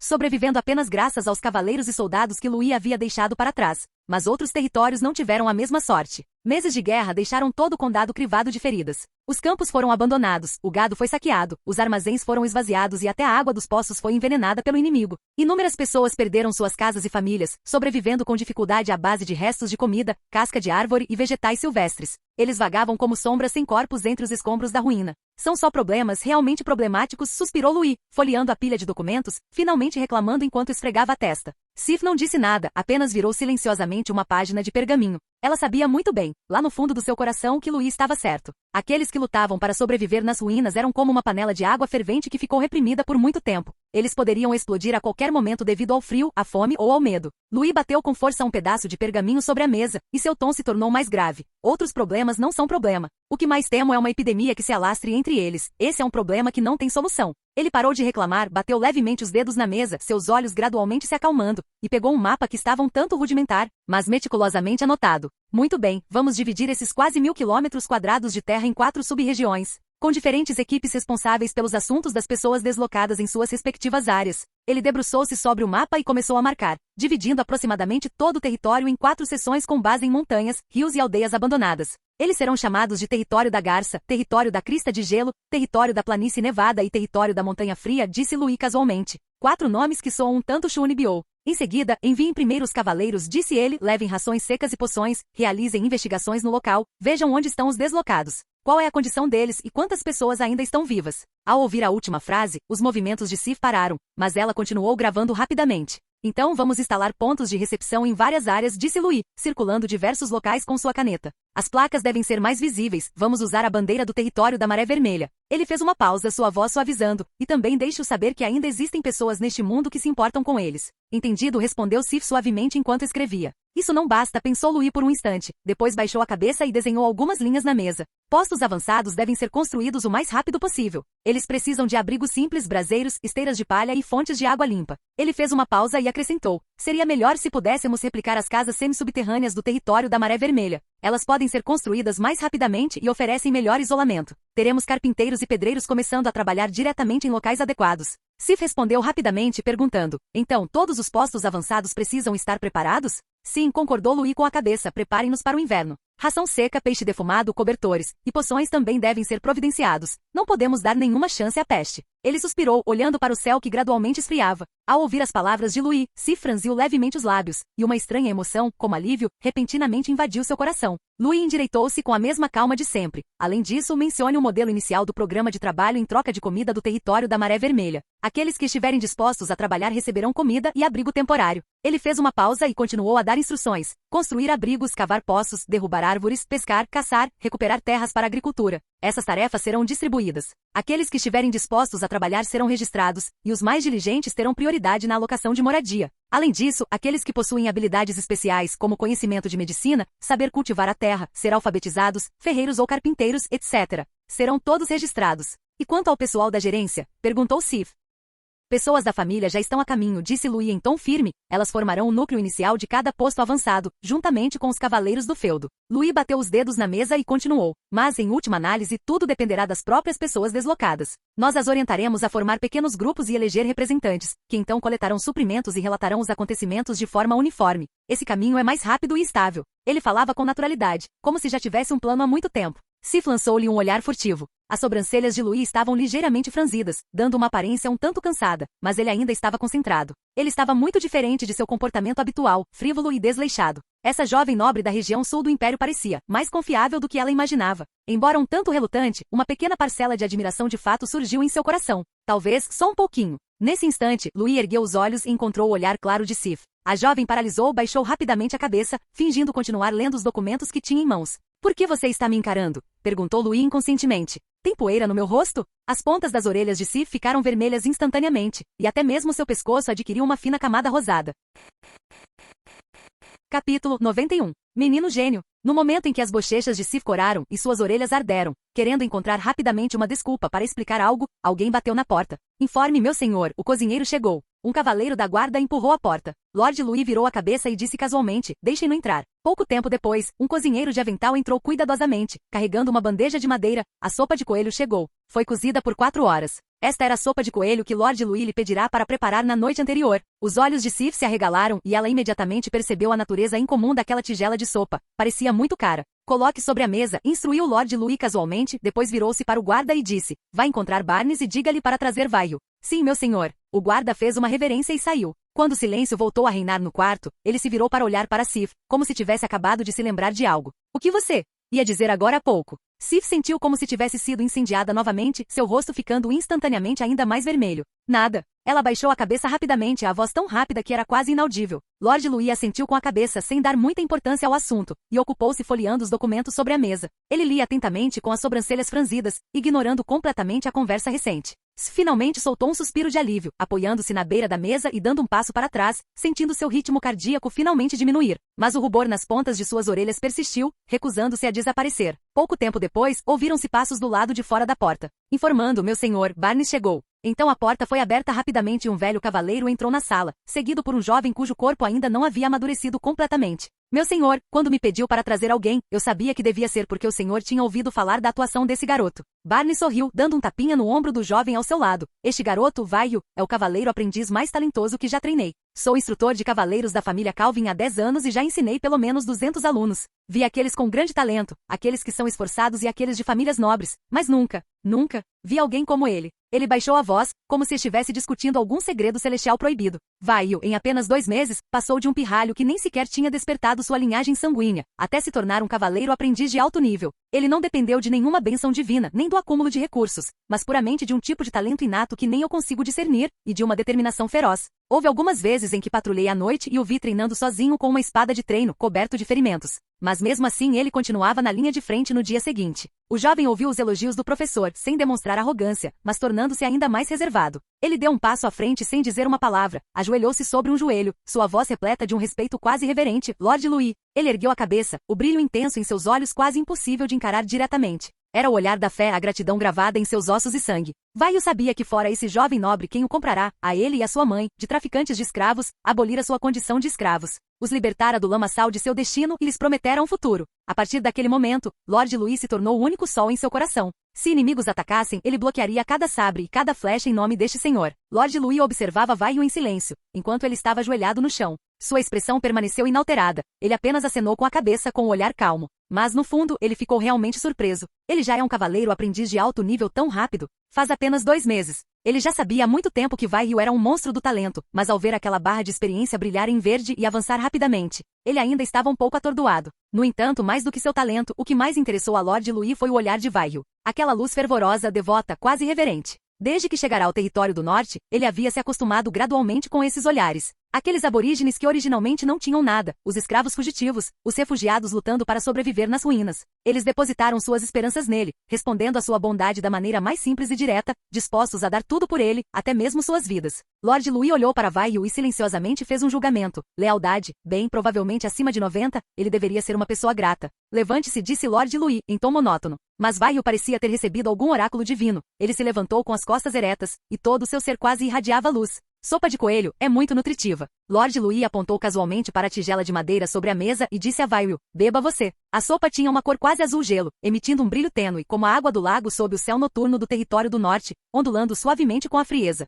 Barnes olhou de relance para aquilo, hesitou e se inclinou para mais perto para observar. Isto, meu senhor, é isto. Sua voz tremia, como se ele suspeitasse estar vendo coisas. Coelho da Tundra Frostmane, respondeu Lord Louis casualmente, ainda olhando para seus documentos. E isso não é apropriado. Barnes gaguejou imediatamente. Algo assim valeria pelo menos alguns milhares de moedas de ouro em um leilão. Como é que isso pode ser dado para Vai Yu beber? O que há de inapropriado nisso? Lord Louis nem sequer levantou os olhos. Apenas diga a ele para me agradecer como deve ser. Por que você ainda está aí parado, garoto? Anda logo e agradeça ao Lord Louis. Barnes se virou e deu um tapa em Vai Yu, quase o fazendo cair de joelhos. Este é um tesouro que eu só sonhei em beber. Vai Yu finalmente reagiu e imediatamente caiu de joelhos com um baque surdo. Obrigado, meu senhor. Obrigado, meu senhor. Obrigado. Ele se curvou mais de uma dúzia de vezes em uma única respiração, com a testa ficando vermelha. Lord Louis então ergueu a mão para ajudá-lo a se levantar. Isso é bom, mas o mais importante é que você precisa demonstrar que merece essa tigela de sopa no futuro. Vai Yu ergueu os olhos, com lágrimas já a correr incontrolavelmente, e acenou com a cabeça enquanto chorava. Meu senhor, eu certamente o farei. Sif, que estava por perto, também arregalou os olhos. Ela olhou para a tigela de sopa de coelho, depois para a expressão animada de Vai Yu e em seguida para o calmo Lord Louis, com o rosto tomado de surpresa. Ela jamais imaginara que Lord Louis daria um objeto tão precioso a um jovem de origem humilde. Pare de devagar, disse Lord Louis, empurrando a tigela para a frente. Beba enquanto está quente. Sim. Vai Yu segurou a tigela de madeira com as 2 mãos, levou-a cuidadosamente aos lábios e respirou fundo. Um toque de doçura se misturou à frieza, como se todos os seus órgãos internos tivessem sido lavados por água de degelo, seguido por uma sensação de queimação que irrompeu de seu peito. Argue! Seu corpo tremeu, dor e surpresa brilhando em seus olhos, e ele quase deixou cair a tigela. Foi como se algo tivesse subitamente se acendido dentro de seu corpo. Uma energia ardente, como uma chama flamejante, surgiu de seu abdômen, percorreu seus vasos sanguíneos e rapidamente se espalhou por todos os seus membros e ossos. Não se mexa. Barnes insistiu, não se mexa. Cruze as pernas, feche os olhos e siga a técnica de respiração que eu lhe ensinei. Você precisa estabilizar a respiração e não deixar seu ki de batalha se descontrolar. Capítulo 92. Avanços contínuos.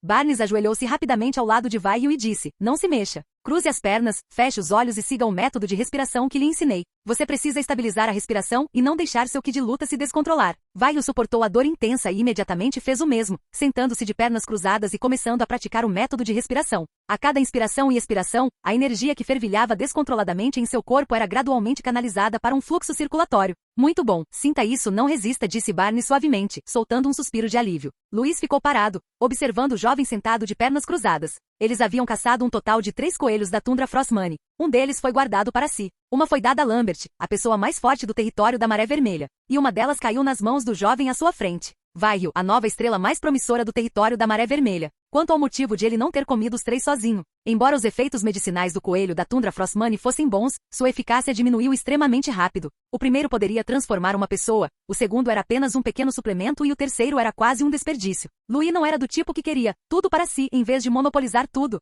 Era melhor usar suas habilidades para conquistar o coração das pessoas e cultivar subordinados. Ele nunca hesitou quando havia uma escolha que maximizasse seus benefícios. Em comparação com uma melhoria pessoal temporária, ele precisava mais de um grupo de pessoas confiáveis. É claro que isso também acarretava riscos significativos. Ele esperava que esse jovem não o decepcionasse. O corpo inteiro de Vai Yu estava em brasa, mas ele ainda tentava se controlar, guiando lentamente a energia vital de combate dentro de seu corpo pelo familiar caminho do refluxo. A cada inspiração e expiração, a energia violenta parecia ser delicadamente guiada, fluindo para o seu sangue e transformando-se em uma fonte quente e cristalina que percorria lentamente seu corpo. Logo, seu corpo começou a tremer levemente. Uma aura tênue emanou de seu peito, percorrendo sua espinha e chegando diretamente à parte de trás de sua cabeça. Uma aura vermelha de energia de combate surgiu claramente em seu corpo. Ao ver isso, Barnes exclamou: ele já conseguiu? Um cavaleiro formal de nível baixo. Este nível está dentro das expectativas. Louis assentiu levemente, mas não pôde deixar de sentir um leve alívio. Vaio de fato não o havia decepcionado, superando tão rapidamente o grande obstáculo de cavaleiro aprendiz a cavaleiro formal. No entanto, justamente quando todos pensavam que Vaio havia absorvido a essência da sopa de coelho e que iria parar com seu método de respiração,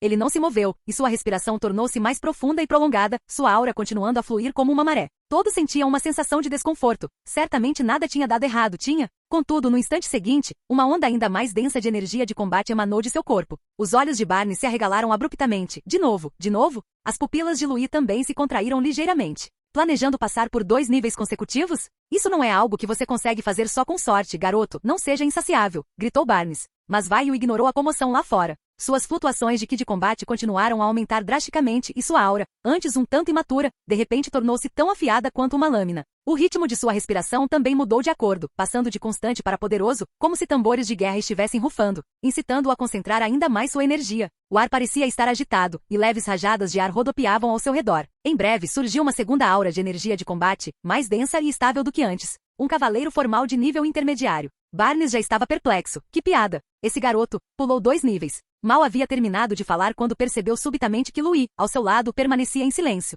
Ele virou a cabeça e viu que ainda estava com as mãos atrás das costas, com a expressão tão calma como sempre. Ainda assim, o senhor, verdadeiramente diferente de uma origem nobre, permanecendo inexpressivo mesmo quando tal milagre acontece, pensou Barnes, admirado. Mas naquele momento, as unhas de Louis quase cravavam nas palmas das mãos. Pular 2 etapas. O choque que crescia em seu coração superava em muito sua aparente calma. E Vaio, à sua frente, ainda tinha os olhos bem fechados, e sua respiração não dava sinais de parar. O ímpeto crescente continuava a acumular-se lentamente, como se estivesse a preparar o terreno para um salto ainda mais surpreendente. Seu rosto estava vermelho devido à intensidade da energia vital liberada durante a luta, e gotas de suor escorriam de sua testa. O olhar de Louis tornou-se subitamente mais agudo. Ele já havia adivinhado a intenção da outra parte. Será que ele quer cobrar diretamente pelo nível mais alto? Ele está louco? Mas assim que o ímpeto se aproximou do limite, o corpo de Vaio tremeu violentamente e as flutuações de energia vital da luta cessaram abruptamente. Não houve avanço significativo, mas também não houve desvio de ki. Ele abriu os olhos lentamente, uma luz clara, e um leve arrependimento surgindo neles. Só um pouquinho, murmurou ele suavemente, tão perto, só um pouquinho.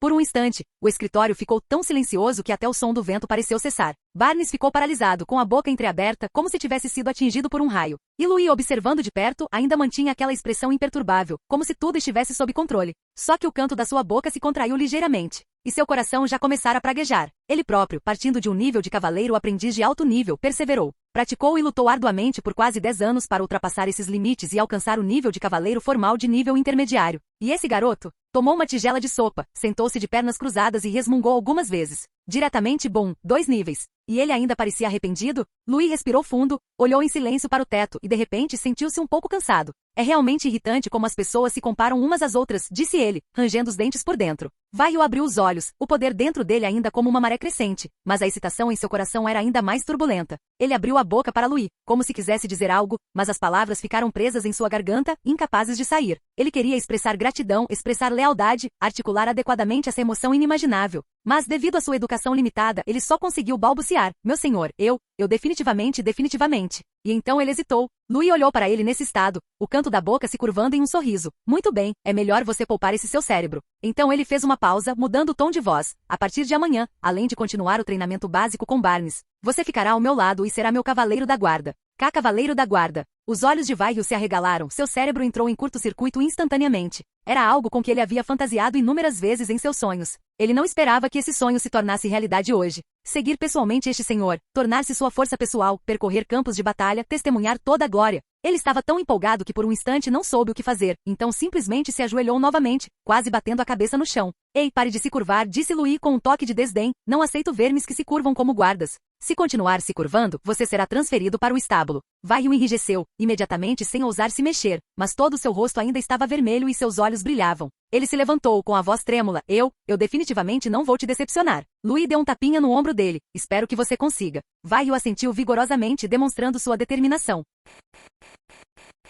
Capítulo 93. Armazém do Castelo Vermelho. O sol do meio-dia estava baixo, e a brisa trazia uma leve sensação de frescor. Louis vestiu sua capa de pele de lobo cinza escura, com a espada na cintura, e cavalgou pela trilha de terra. Atrás dele seguiam vários guardas, todos trajando espadas e armaduras, em silêncio. Dentre a formação de cavaleiros da guarda, o que mais chamava a atenção não eram os poucos e robustos cavaleiros de elite, mas sim uma figura ligeiramente esverdeada. Aquele era Vairil, vestindo uma armadura de cavaleiro leve que não lhe servia bem, com uma espada de cavaleiro mais curta presa à cintura. Embora seu corpo ainda não estivesse completamente desenvolvido, montado naquele cavalo robusto, ele parecia um pouco com uma criança montando um cavalo grande. Mas ele permaneceu sentado firmemente, sem demonstrar qualquer sinal de tremor, o que sugeria que havia se dedicado bastante ao aprimoramento de suas habilidades como cavaleiro. A única coisa fora do lugar era provavelmente a expressão em seu rosto, que ele se esforçava para manter séria, mas que ainda carregava um toque de infantilidade. Ele se esforçava para manter uma expressão séria, tentando demonstrar a postura de eu já sou um grande guarda de um senhor. Claramente querendo se exibir. Louis passou por ele, olhou de soslaio e quase caiu na gargalhada.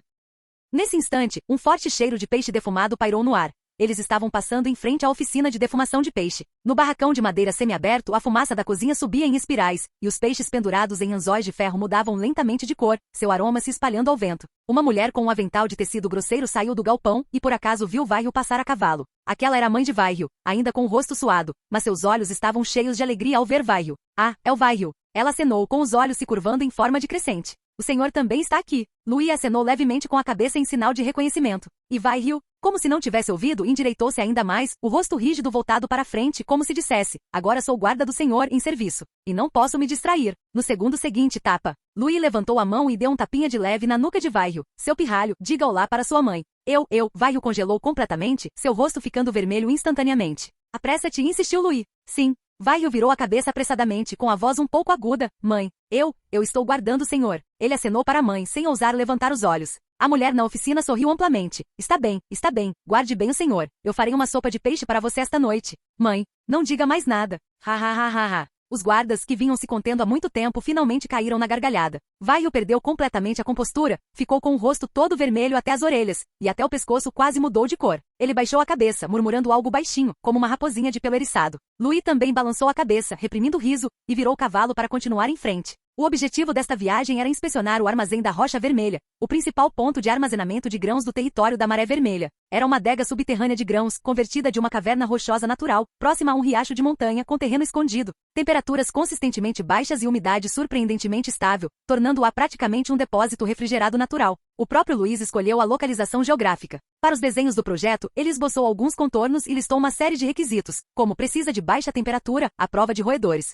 Preste atenção à ventilação e assim por diante. Então, com toda a justiça, ele passou essa árdua tarefa para Bradley, um típico líder que prefere não interferir. Mas Bradley era o tipo de cavaleiro de elite que, se lhe dessem um pedaço de terra, poderia construir sem esforço um celeiro e 2 salas secretas subterrâneas. Caso contrário, ele não teria alcançado uma posição tão elevada na família Calvin. Essa tarefa era mais do que suficiente para ele. É claro que Louis também reservou um tempo para visitar o local uma vez antes da expedição, passeando por lá. Ele ofereceu várias sugestões detalhadas, como prateleiras de madeira removíveis devem estar dentro do armazém e áreas secas e úmidas não podem ser misturadas. Então Louis limpou as mãos e foi para o campo de batalha. Agora que ele estava de volta, era hora de ver como aquele depósito subterrâneo de grãos, confiado a Bradley sob sua própria orientação, havia ficado. O armazém da Rocha Vermelha fica logo à frente, disse um cavaleiro, incentivando seu cavalo a seguir em frente e apontando para o final da muralha da montanha. Seguindo essa direção, uma parede rochosa natural havia sido meticulosamente polida, mantendo ainda sua aparência rústica original, embora já fosse possível discernir alguma estrutura profunda escondida atrás dela. O ambiente em geral era tranquilo, moderadamente úmido e muito isolado. Se alguém não soubesse a localização de antemão, seria preciso algum esforço para encontrá-la.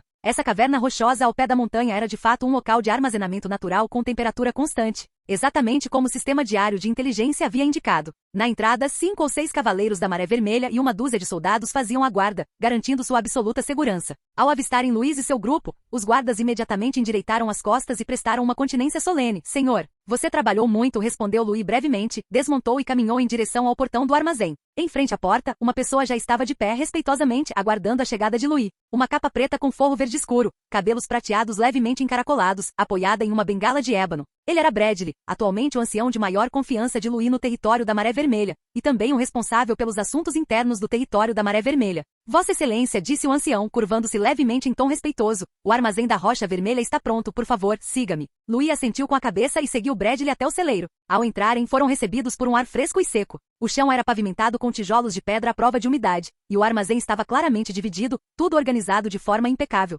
Bradley deu início à explicação, apresentando: o armazém principal está dividido em 3 seções: um armazém de grãos, um armazém de peixe defumado, um depósito refrigerado de carne e um depósito de ervas secas e outros produtos diversos. Ele apontou levemente para as aberturas de ventilação no telhado. Conforme sua sugestão, cada seção está equipada com dutos de ventilação e placas à prova de roedores. E o defumador também possui um sistema de dispersão simples instalado para eliminar a fumaça e a umidade. Grãos, peixes e carnes são armazenados em prateleiras de acordo com suas categorias, com prateleiras de madeira removíveis projetadas conforme sua sugestão para economizar espaço, e um sistema de amortecimento com porta dupla para evitar mudanças bruscas de temperatura. Louis olhou em volta e viu que o armazém estava limpo e organizado, com uma estrutura razoável, e sem nenhum vestígio de mofo ou poeira nem mesmo nos cantos. Muitos detalhes do projeto, como as pequenas esteiras com rodas para facilitar o transporte, eram exatamente as ideias que ele havia mencionado casualmente antes. E agora todas elas haviam sido implementadas, surpreendentemente, à risca. Muito bem feito, elogiou Louis suavemente, com um toque de sincera aprovação. Bradley fez uma leve reverência, sem arrogância nem complacência, como se aquele resultado fosse simplesmente como deveria ser. Obrigado pelo teu louvor, senhor. É isso que eu devo fazer. Enquanto falava, Bradley empurrou a porta do armazém, conduzindo todos para dentro.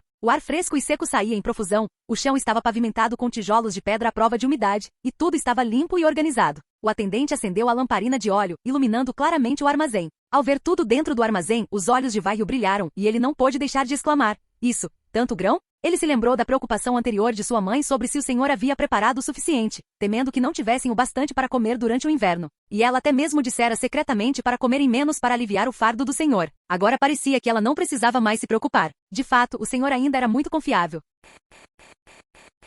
Capítulo 94. Comida insuficiente. Bradley ignorou as exclamações do jovem cavaleiro e pegou um livro razão, abrindo uma página para descrever a situação. As reservas alimentares atuais são as seguintes: 170 toneladas de centeio, 70 toneladas de batatas, 20 toneladas de nabos. Se distribuídas de forma racional, essas reservas de alimentos básicos são suficientes para alimentar 2.000 pessoas durante 3 a 4 meses. Louis examinou lentamente os sacos de grãos cuidadosamente organizados no depósito. As marcações nas caixas de madeira eram nítidas. As camadas estavam bem distribuídas e tudo estava empilhado proporcionalmente, com espaço reservado para umidade e prevenção de roedores. Ele elogiou: muito bom. Bradley continuou na frente, empurrando a porta de um depósito adjacente. Um aroma defumado com um toque de queimado se espalhou pelo ar. Em relação ao peixe defumado, a produção desta temporada é de 12 toneladas. E outras 10 toneladas de peixe fresco estão armazenadas em fossos de gelo para conservação, explicou ele enquanto caminhava. Para aumentar nossas reservas de alimentos para o inverno, passamos a usar redes de pesca mais densas. Quando a última leva de peixes migrar de volta no outono, devemos conseguir pescar bem mais.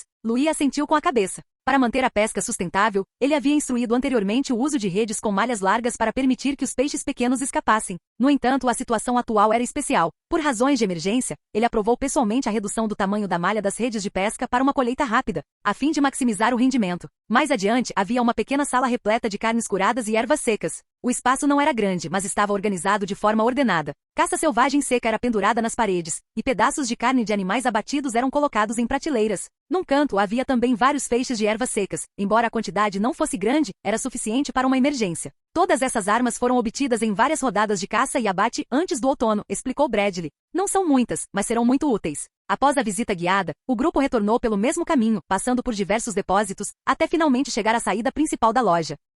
Bradley abriu seu caderno, olhou para baixo e organizou seus registros, resumindo-os lentamente. Combinando alimentos básicos, peixe defumado, carne seca e ervas diversas, as reservas atuais são as seguintes: 170 toneladas de centeio, 70 toneladas de batatas e 20 toneladas de nabos para uso como alimento básico, 12 toneladas de peixe defumado e 10 toneladas de peixe fresco, que ainda estão sendo processados, cerca de 4 toneladas de carne curada e caça, algumas das quais ainda estão secando ao ar, e embora as ervas não sejam abundantes, são suficientes apenas para tratar várias doenças comuns relacionadas ao resfriado. Ele fez uma pausa com um tom firme: se distribuído de forma razoável, rotativo e complementado por uma política de trabalho em troca de comida, baseada em um padrão diário de 2 catis de grãos, isso pode sustentar a população permanente atual do território da Maré Vermelha, de mais de 2.000 pessoas, e mal durar 4 meses de inverno. No entanto, se voltarmos a enfrentar frio extremo, estradas bloqueadas por nevascas ou desastres externos, a situação poderá ficar crítica. Nos próximos meses será necessário um controle rigoroso da entrada, saída e consumo. Louis escutou em silêncio e não falou imediatamente. Ele sabia que Bradley estava certo.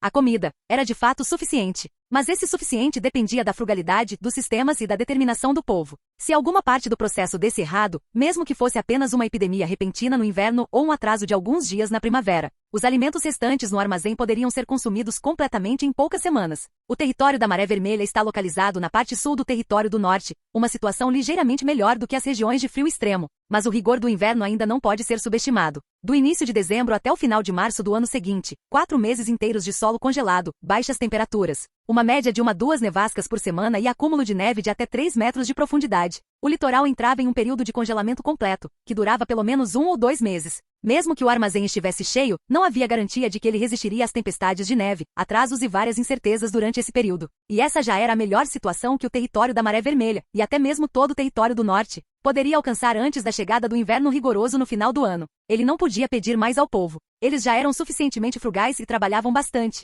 Além disso, os cálculos de Bradley levaram em conta apenas os 2.500 habitantes existentes no território da Maré Vermelha. Ainda havia mais pessoas aguardando para serem aceitas no território recém-adquirido de mais de 1.000 km². A maioria dessas pessoas eram refugiados deslocados após a guerra e não teriam nenhum excedente de comida para o inverno. Se não lhes fosse prestado auxílio, era quase previsível que após aquele inverno, morreriam um a um na neve pesada, e seus ossos jamais seriam encontrados. Mesmo com a quantidade de grãos que meu pai conseguiu recentemente, ainda é tão pouco, não será suficiente para salvar aquelas pessoas. Louis fez uma avaliação silenciosa com o olhar perdendo um pouco do brilho. Os alimentos fornecidos pela família Calvin, incluindo arroz preto, feijão, farinha de trigo seca e uma pequena quantidade de carne salgada, totalizavam menos de 100 toneladas. Após deduzir as perdas durante a longa viagem e o armazenamento ao longo do percurso, o que de fato chegaria ao armazém provavelmente seriam apenas 70 ou 80 toneladas. Essa quantidade de comida ainda seria suficiente para alimentar algumas centenas de pessoas, mas para as dezenas de milhares de pessoas que aguardavam comida para sobreviver ao inverno, era uma gota no oceano. Louis bateu levemente com a ponta dos dedos na borda da porta do depósito, pensando por um longo tempo.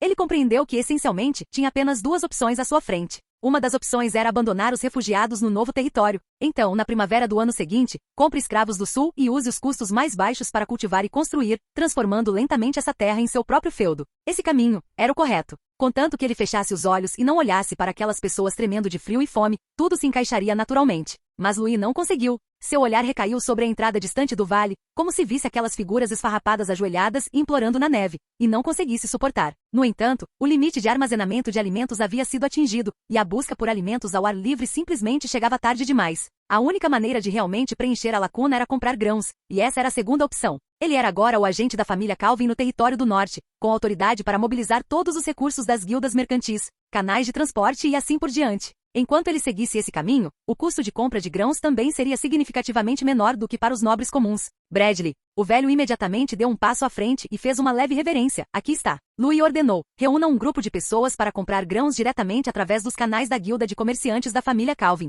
Um lampejo de surpresa cruzou os olhos de Bradley, então ele baixou a cabeça e respondeu. Entendido, mas, em relação aos fundos, não se preocupe com o dinheiro, disse Louis calmamente. As recompensas obtidas por méritos em tempo de guerra, a renda da mineração e venda de essência de magma, e vários outros lucros diversos, totalizavam mais de 20.000 moedas de ouro em dinheiro vivo que ele agora possuía. Em outras palavras, ele era quase tão pobre que só lhe restava dinheiro. Mas isso foi bom, porque esse dinheiro deveria ser gasto onde fosse mais necessário. Mesmo que não se gaste de forma extravagante, um pouco de frugalidade já seria suficiente para garantir esperança para as pessoas durante o inverno. Portanto, ele não só podia resolver essa questão, como também tinha que fazê-lo de forma limpa e eficiente. Compre para mim, o mais durável, o que mais sacia a fome, o mais barato e o mais prático, disse ele, encarando Bradley nos olhos com um tom calmo. E mais importante, seja rápido antes que o inverno chegue. Bradley assentiu solenemente, entendido.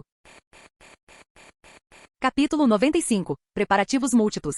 Embora a aquisição de grãos pela guilda mercantil Calvin estivesse progredindo esplendidamente e em poucos dias lotes de carroças chegassem do sul, entregando pesados sacos de grãos ao território da Maré Vermelha, Louis sabia muito bem que depender exclusivamente da compra de grãos estava longe de ser confiável. Afinal, essa foi apenas uma medida temporária. O inverno do norte não teve piedade. Para realmente sobreviver a ele, o apoio externo por si só era insuficiente. E se a linha de neve avançasse mais cedo, o transporte fosse interrompido ou os inimigos aproveitassem a oportunidade para invadir? Havia muitas variáveis, então ele não se atreveu a depositar todas as suas esperanças em fontes externas. Precisamos nos preparar para os imprevistos e ter vários planos de contingência. Assim, alguns dias depois, ele propôs 2 planos de emergência que poderiam, em diferentes graus, aumentar a produção de grãos no território afetado pela Maré Vermelha. A primeira ideia foi utilizar as áreas de fontes termais geotérmicas dentro do território da Maré Vermelha para construir um sistema de pequena estufa. Embora o território da Maré Vermelha estivesse localizado nas terras geladas do norte, possuía diversas zonas de fontes termais raras. Essas áreas estavam constantemente envoltas em neblina e no inverno, até mesmo a neve no solo derretia completamente, mantendo as temperaturas do solo acima de zero. Talvez para outros, esses fossem apenas alguns poços quentes peculiares. Mas aos olhos de Louis, esse era o recurso agrícola mais valioso de todo o território. Ele estava diante de um mapa densamente marcado, desenhando vários outros círculos sobre ele, localizando essas pequenas estufas ao lado dessas fontes termais. Após a elaboração do projeto detalhado, ele confiou essa questão a Mick, o funcionário da área da agricultura. Mobilizar mão de obra, usar materiais locais e construir algumas unidades primeiro. Os olhos de Mick se arregalaram, embora ele não tivesse ideia do porquê de Louis estar fazendo aquilo, ou mesmo se funcionária, ele não ofereceu oposição. Apenas assentindo pesadamente com a cabeça, como sempre fazia com as palavras de Louis, sem exceção. A estrutura da pequena estufa projetada por Louis não era complexa. Uma estrutura arqueada e curva era sustentada por madeira rústica, revestida externamente com peles de animais e estopa grossa, e depois selada hermeticamente com terra. A água termal foi introduzida na estufa através de condutos, formando um corredor de ar quente circulante. Isso permitiu que a temperatura dentro da estufa permanecesse estável acima do limite de crescimento das culturas, sem a necessidade de um fogão. Portanto, mesmo que estivesse nevando muito lá fora, a estufa permaneceria quente como na primavera. É claro que o que plantar também era crucial. Não buscamos altos rendimentos, apenas velocidade. A exigência de Louis foi extremamente clara. Após cuidadosa seleção do banco de sementes, decidiu-se que o primeiro lote de culturas a serem plantadas seria composto pelas 3 seguintes. Alface de crescimento rápido, que podia ser colhida em apenas 20 dias. Embora de sabor insosso, crescia rapidamente e era nutritiva, tornando-se a principal escolha para as rações dos plebeus. O rabanete de inverno, que tinha um período de maturação ligeiramente mais longo, mas apresentava altos rendimentos e boa conservação, era adequado para sopas, picles ou mingau, além de ser nutritivo. A erva dragão, que era ao mesmo tempo medicinal e comestível, com raízes e caules grossos, podia ser usada não só na medicina, mas também combinada com grãos integrais para fazer um mingau medicinal reconfortante, especialmente importante para crianças e idosos. Assim, sob as ordens de Louis, os artesãos começaram a construir junto às fontes termais, fazendo barulho e martelando, seguindo as plantas que Louis havia desenhado. Poucos dias depois, o primeiro lote de estufas na área das fontes termais foi concluído. Diversos barracões baixos permaneciam silenciosos em meio ao vapor que subia a área geotérmica próxima às fontes termais.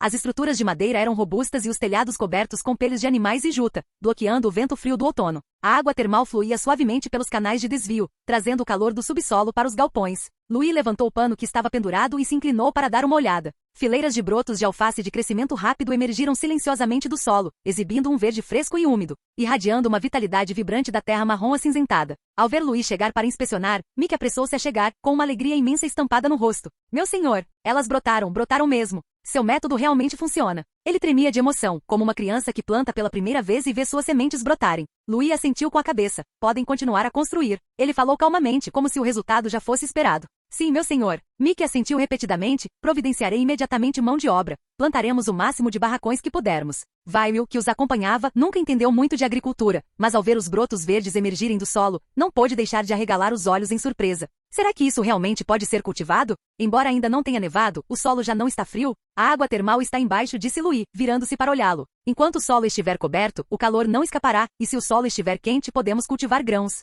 Seria possível fazer dessa forma? Vail abriu a boca, mas no fim não disse nada, apenas olhou para seu senhor com fervorosa admiração. O grande sol aqueceu a terra, permitindo que ela fosse cultivada. Louis percebeu o olhar dele e sorriu levemente. Vamos lá, vamos ver a pescaria. Caminhando das estufas até o cais, a temperatura estava ligeiramente fresca, mas o vento não era forte. O vapor de água pairava na superfície e o ar carregava um leve cheiro de terra e peixe. O início do outono ainda não havia congelado o rio, e era a última temporada para a migração dos peixes. Naquela época, a indústria pesqueira do território da Maré Vermelha já era muito desenvolvida. Fileiras de estacas de madeira foram erguidas no cais, e vários barcos grandes recém-construídos foram atracados nas proximidades, com suas velas ainda exibindo as marcas do corte recente. Na água, toda uma frota pesqueira operava de forma organizada e eficiente. Uma dúzia de barcos de pesca formava um círculo ao redor, com a rede de cerco descendo lentamente sob a água, as pás rompendo a superfície e levantando grandes respingos. Os pescadores entre os barcos coordenavam-se de forma impecável. Remavam para conduzir os peixes enquanto, simultaneamente, apertavam as redes. As grossas cordas se retorciam na água com um som estridente,